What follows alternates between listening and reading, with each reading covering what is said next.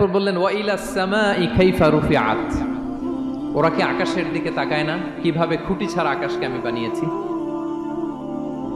আপনারা যখন বিমানে চড়েন তখন কি শুধু ভিডিও করতে থাকেন নাকি, মেঘের ভিডিও, আকাশের ভিডিও? তখন তাকাবেন আকাশের দিকে, সুবহানাল্লাহ, কিভাবে আল্লাহ আকাশকে তৈরি করেছেন।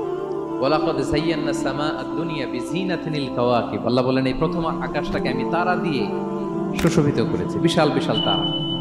এই যে আমরা সূর্য দেখি, এটা একটা তারা, পৃথিবীর চেয়ে 13 লক্ষ গুণ বড় এই সূর্য। কত গুণ বড় বলে ফেললাম হুট করে মুখ দিয়ে, কিন্তু কল্পনা করতে পারতেছি। তার মানে 13 লক্ষটা পৃথিবী সূর্যের মধ্যে রাখার জায়গা আছে। তাই বলে মনে করেন না যে সূর্য অনেক বড় সাইজের তারা, নো। সূর্য এই মহাশূন্যের খুব ছোট্ট সাইজের একটা তারা। সূর্যের চেয়ে লক্ষ কোটি গুণ তারা আছে।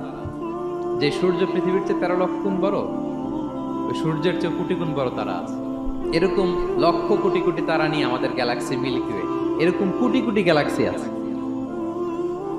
সুবহানাল্লাহ, কোটি কোটি গ্যালাক্সি নিয়ে আমাদের এই প্রথম আকাশের মহাশূন্য। তার মানে পুরো প্রথম আকাশটাকে যদি একটা মানচিত্র দেওয়া হয়, ওইখানে মাইক্রোস্কোপ দিয়ে পৃথিবীকে খুঁজে পাওয়া যাবে না।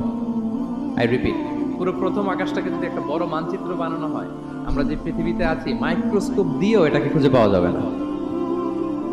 এই বিশাল প্রথম আকাশের মহাশূন্য যখন শেষ, এরপরে হচ্ছে প্রথম আকাশের লেয়ার, তারপরে হচ্ছে দ্বিতীয় আকাশের মহাশূন্য, তারপরে দ্বিতীয় আকাশের লেয়ার।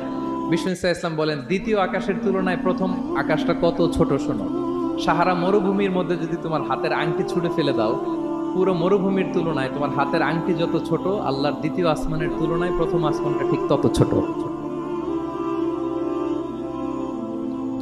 আবার তৃতীয় আসমানের তুলনায় দ্বিতীয় আসমানটা ঠিক ওই রকম। আবার চতুর্থ আসমানের তুলনায় তৃতীয় আসমানটা ওই রকম। এইভাবে 7 আসমান, এরপরে আল্লাহর কুরসি, মাওদাউল কাদামাইন, যেখানে আল্লাহ তার কুদরতি পা রাখেন। তো 7 আসমানটা যত বড়,